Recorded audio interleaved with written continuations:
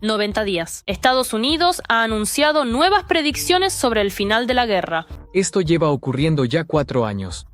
Nadie obtiene ninguna ventaja estratégica. Tanto la muerte como la destrucción deben terminar.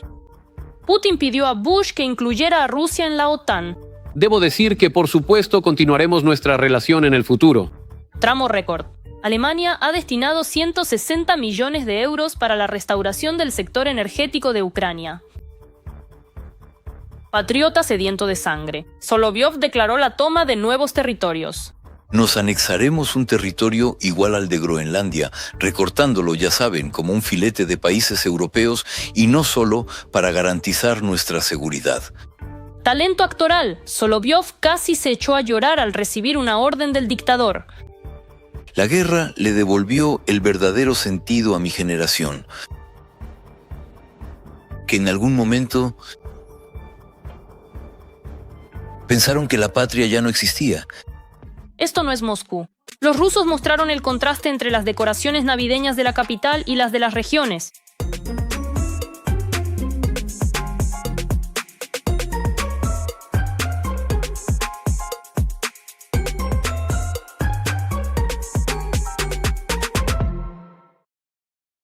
Urgente desde el Kremlin, Putin le hace la pelota a Trump felicitándolo por la Navidad.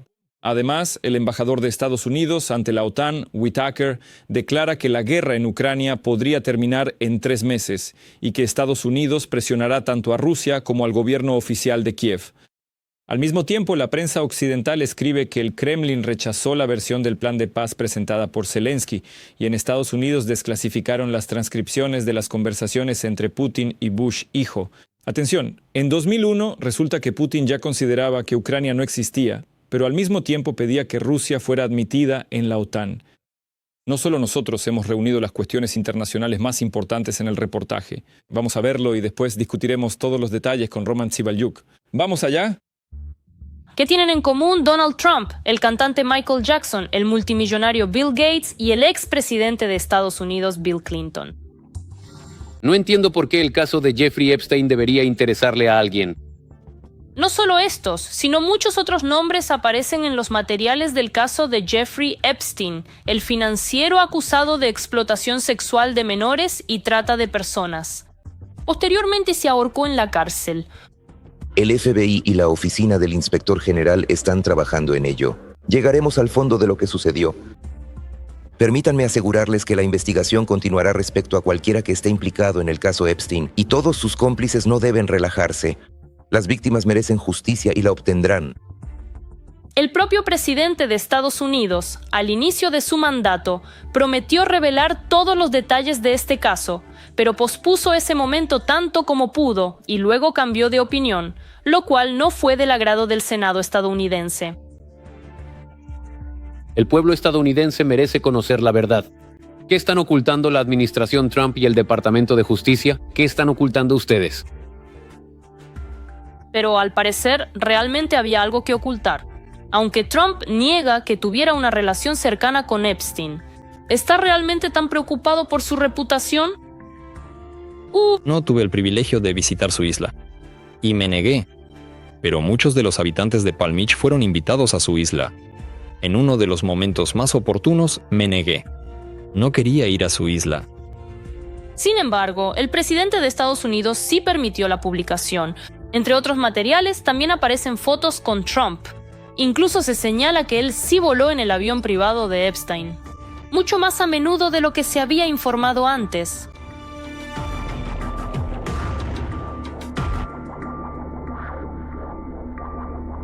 ¿De verdad? Así que Trump firmó su propia sentencia política, pero lo interesante es que al publicar 30.000 documentos, el Departamento de Justicia de EU declaró que parte de estos materiales contiene afirmaciones falsas sobre el presidente. ¿Qué es esto, sino un intento de suavizar la situación? Sí, hay ciertas, entre ellas, fluctuaciones electorales. Por eso, entre otras cosas, intentan, según puedo concluir, distraer incluso de este escándalo. ¿Con algún marco externo? Allí A fin de cuentas, las iniciativas de paz de Trump, la resolución de la guerra ruso-ucraniana, nuevamente Venezuela, nuevamente el Caribe, la lucha contra la migración ilegal. El conflicto también ha madurado dentro del propio Senado de EU. Los republicanos y la Casa Blanca acusan a los demócratas de seleccionar fotografías para crear una versión falsa de los hechos y avergonzar a Donald Trump. Aquí no hay nada inusual en absoluto. Este es un proceso político común. Los republicanos siempre han herido a los demócratas que estaban en el poder cuando el presidente no era de ellos. Cuando el presidente está en el poder, en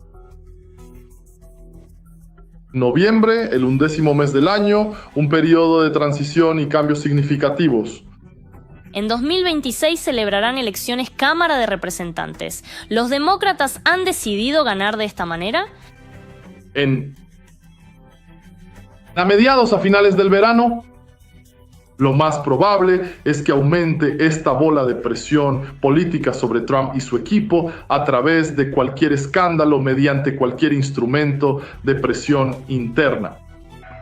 Aún no se han publicado todos los archivos por parte del Departamento de Justicia de EU. Pero se sabe una cosa, Trump conocía y se comunicaba con Epstein. Pero la pregunta principal es, ¿será esto el final para Trump y su presidencia? Para Trump esto no será un knockout político. Y ahora el equipo de Trump intentará equilibrar los riesgos electorales de este tema que están impulsando los demócratas con algunas posibles victorias políticas externas o quizás también con victorias políticas internas. Cuando surgen riesgos similares para Estados Unidos, sobre todo en su expansión global económica, bajo la presión de la opinión pública, Donald Trump accedió a la publicación de los archivos de Epstein. Pero ahora estos materiales se han convertido en una herramienta de lucha de los demócratas contra los trumpistas. Esto podría influir también en las elecciones del próximo año. Roman Cimbaljuk, periodista y bloguero, se conecta a nuestra transmisión. Roma, te saludo, me alegra verte. Hola, Alexander. Entonces, Putin felicitó a Trump por Navidad con un telegrama. Bueno, no sé, solo faltaría que le enviara palomas mensajeras, claro, a través del túnel que quiere construir entre Rusia y Estados Unidos. Pero, de todos modos, ¿estas adulaciones realmente funcionan o influyen en Trump ahora? ¿Qué opinas? Hubo caviar, hubo retratos y ahora felicitaciones de Navidad. ¿Todavía sigue influyendo en el presidente estadounidense con cumplidos tan fuertemente? No creo que en principio alguna vez haya influido, precisamente con cumplidos. Está claro que la administración estadounidense no quiere detener las acciones militares y no importa con qué. Y este tema no es la primera vez que se menciona. Sobre la felicitación, como fue anunciado por la administración de Putin, ellos lo llaman "somos gente educada". Es decir, atención, esto es una referencia al año 2014, es decir, a los ocupantes rusos. Por eso vamos a aparentar que somos tan buenos, pero de hecho en la administración por lo que entiendo, Trump tiene dos enfoques. Unos son cazadores de metales raros, y ahora ya es caviar rojo, ni siquiera negro. Y el segundo enfoque es el Departamento de Estado. Y en el Departamento de Estado, según lo que dijeron personas inteligentes después de la reunión de Ryabkov con su homólogo estadounidense, ellos no caen en esas tonterías, en esos abrazos y demás. De ninguna manera, bajo ningún concepto, se dejan llevar. Bueno, felicito y ya está. Esto realmente no nos afecta de ninguna manera especial, pero de alguna forma subraya que se ríen de Donald cuando los rusos se llaman a sí mismos, bueno, en el sentido personas educadas. Ok, quiero discutir contigo también estos plazos extraños que estamos escuchando de Estados Unidos. El representante permanente de Estados Unidos ante la OTAN, Matthew Whitaker, dijo que la regulación de la guerra de Rusia contra Ucrania podría lograrse en los próximos 90 días, es decir, en 3 meses. Cita directa. Saben, si esto se logra, será en los próximos 90 días. Y si no se logra, entonces, ¿qué? ¿Nunca? ¿Y por qué 90 días, según parece? ¿Qué significado le das? ¿O son ciertas estas previsiones? Ninguno. Aparte de eso, Esta es una afirmación que demuestra que el plan de hacerlo antes de Año Nuevo, antes de Navidad, se ha ido al traste. Y de hecho, cuando escuché la historia, pensé que tal vez la guerra terminaría en 90 días. O tal vez la guerra no termine en 90 días. Por eso, no tiene ningún sentido lo que se dice aquí, salvo que me gustó lo que dijo Matthew Whitaker, habló mucho sobre los 20 puntos. Que, por cierto, como se mencionó en el reportaje, fueron rechazados. Pero eso no es el plan de Zelensky. Es un plan conjunto de Zelensky junto con sus colegas europeos y estadounidenses. Allí precisamente habló sobre 4 documentos. Bueno, en general se dijo mucho de lo que me gustó. En la declaración de Whitaker hay palabras como que ningún gran pedazo de territorio será entregado sin luchar o sin haber sido merecido en el campo de batalla. Da la impresión de que está insinuando que entregar a los ocupantes rusos así porque sí, el Donbass, solo porque de repente así lo quiso el maníaco ruso, nadie lo va a hacer. Bueno, yo también espero eso, porque al menos esa propuesta es extraña en sí misma. Estamos dispuestos a considerarlo, ya que solo cualquier país, ya sea Estados Unidos o Rusia, cederá al menos 1 centímetro cuadrado de su territorio. A cualquiera. En Venezuela, por ejemplo. Por ejemplo, sí. Putin habló hasta altas horas de la noche con empresarios y representantes de las grandes empresas. Justo el día anterior, Peskov informó que los temas de discusión serían los siguientes: la situación demográfica en el país, la política de las empresas orientada a apoyar la natalidad, cuestiones de protección ambiental, la tasa clave del Banco Central, el tipo de cambio del rublo, la sustitución de importaciones, bla, bla, bla. ¿Tú qué piensas? ¿De qué se trataba realmente? Durante varias horas hasta altas horas de la noche, Putin estuvo discutiendo con representantes de las grandes empresas rusas. ¿Qué necesita el líder del Kremlin de los representantes del gran capital? Bueno, obviamente, dinero. ¿Y qué más podría necesitar? Sobre todo si tenemos en cuenta que hay quienes opinan que todas estas empresas son en gran medida estatales, aunque no es exactamente así. Todas estas empresas están infiltradas por agentes del FSB, amigos de Putin, y de hecho, muchas de las caras conocidas son simplemente testaferros del presidente ruso. Y todo, en mayor o menor medida, le pertenece a él. Creo que estos empresarios, a quienes de hecho algunos llaman casi una especie de élite política o élite económica, le hacían a él una sola pregunta. Bueno, todas esas cosas que enumeró Peskov, ¿qué particularidad tienen? Que se nota que es puro cuento, simplemente algo muy claro y evidente. Esto de aquí es el movimiento de una persona, un especialista en decir tonterías, porque los empresarios lo entienden perfectamente. Lo más importante es detener las acciones militares, porque si la guerra continúa, no habrá ningún negocio. Si alguien piensa que solo aquí tenemos problemas con esto, esa es una opinión equivocada. Allí es exactamente igual. Si se tiene en cuenta que su principal industria es el petróleo y el gas, que constantemente están siendo atacados, seguramente la gente le preguntó: ¿a dónde nos estás llevando, camarada VVH? ¿Y qué va a pasar después de esto? Porque, de nuevo, el tema de la demografía. Bueno, admitámoslo, esto no es solo absurdo. Incluso me parece que esto no es muy cristiano, por así decirlo. Aunque, ¿de qué estoy hablando? Personas que en Navidad, y no solo en Navidad, matan a otras personas, pero eso claramente no se trata de los rusos. Pero sin embargo, todos entienden que mientras haya guerra, mientras el Estado Mayor de Ucrania declare que salen del ejército ruso 1000 personas al día, debido a que la mayoría son drones y, en consecuencia, hay una historia confirmada de destrucción. Entonces, ¿cómo podríamos sugerir esto a nuestros amigos rusos? Pero en realidad, una persona que muere en la guerra ya no va a participar en la competencia demográfica. Bueno, son cosas simplemente obvias. Por eso cuando miro a Manichela, se vuelve claro que precisamente esta cuestión era la que les interesaba. Y en consecuencia, creo que todos los empresarios le hacían esa pregunta en ese tono. Bueno, tú ahí con Trump tienes algún tipo de relación. ¿Piensas detenerte? ¿Y dónde piensas detenerte? ¿Por cuánto tiempo debemos planificar la guerra? Y es poco probable que estas personas, digamos, se sintieran inspiradas por las palabras de Matthew Whitaker, el estadounidense del que hablamos antes. Aquí es interesante que Estados Unidos haya publicado la transcripción de las conversaciones de Putin, de hace más de 20 años, incluso más, del año 2001, con Bush hijo. Ya en ese entonces Putin decía lo siguiente: en realidad, la buena voluntad soviética, la URSS, cambió el mundo de manera voluntaria. Rusia entregó miles de kilómetros cuadrados de territorio. Eso es algo inaudito. Entregaron Ucrania, les recuerdo a la audiencia, estas son grabaciones de hace 24 años. Entregaron Ucrania, que durante siglos fue parte de Rusia. Entregaron Kazajistán, también entregaron el Cáucaso. Era difícil de imaginar y eso lo hicieron los jefes del partido. Y aquí ya hay una cita del 6 de abril de 2008, unos meses antes de la guerra en Georgia.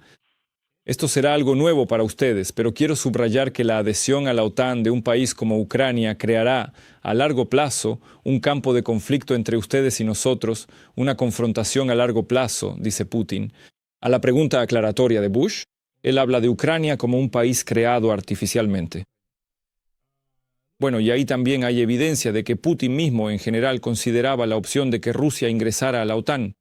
Quiero dividir la pregunta en dos partes. Primero, ¿por qué se está publicando esto ahora en Estados Unidos? ¿Y qué objetivo deberían cumplir estas publicaciones en el espacio informativo? Bueno, vamos a empezar con el año 2008. Esta historia, eso ya se había dicho. Yo simplemente ya trabajaba entonces como corresponsal de la agencia Union y volaba junto con el presidente Yushchenko. En ese momento a Bucarest, a esa cumbre de Bucarest en Rumanía. Y fue precisamente allí donde Putin presentó esa tontería suya sobre el estado artificial. Y recuerdo mi sensación, pensé, debe estar enfermo. Bueno, o sea, ¿cómo puede ser esto? Millones de personas viven su vida con sus propias alegrías y problemas.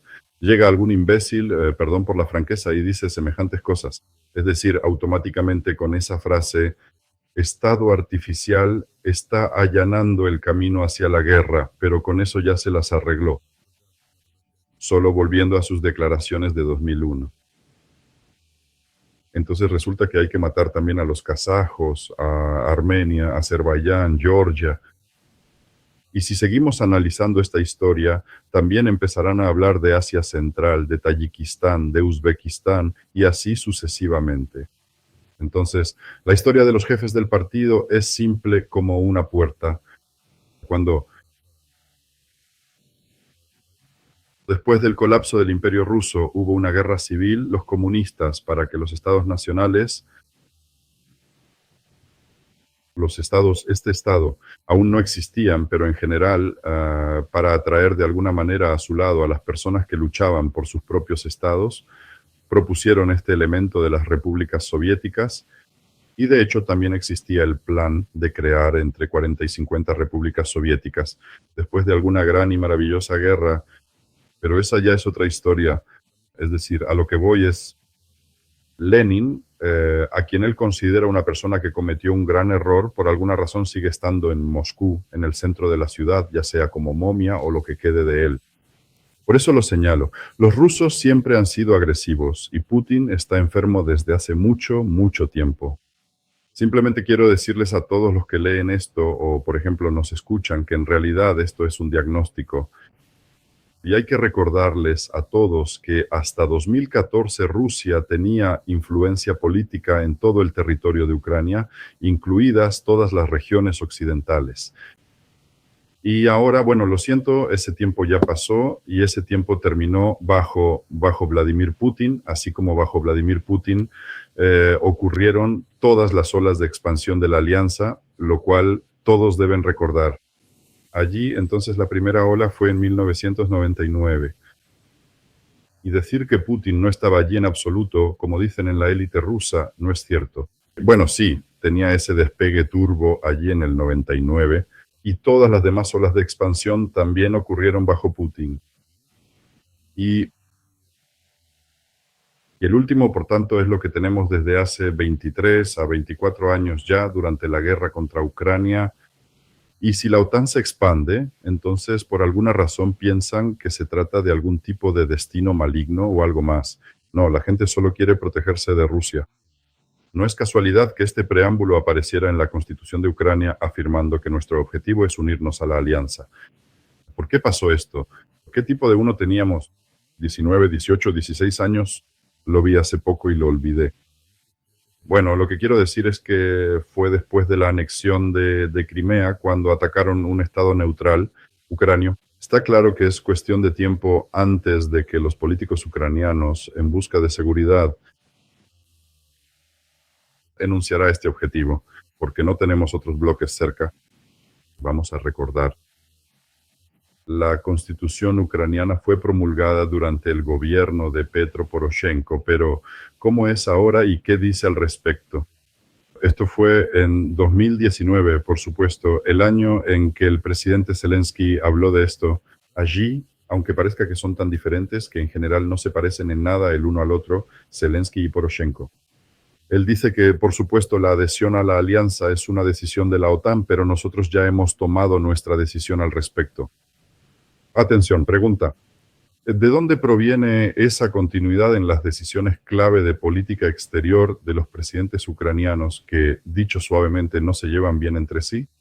Bueno, lo digo así, diplomáticamente. Sin duda. Muchísimas gracias. Román Zimbayuk, periodista y bloguero, estuvo al aire en Ucrania hoy. Todo lo mejor. Roma, cuídate y felices fiestas para ti. Con la celebración, gloria a las Fuerzas Armadas de Ucrania, gloria a los héroes.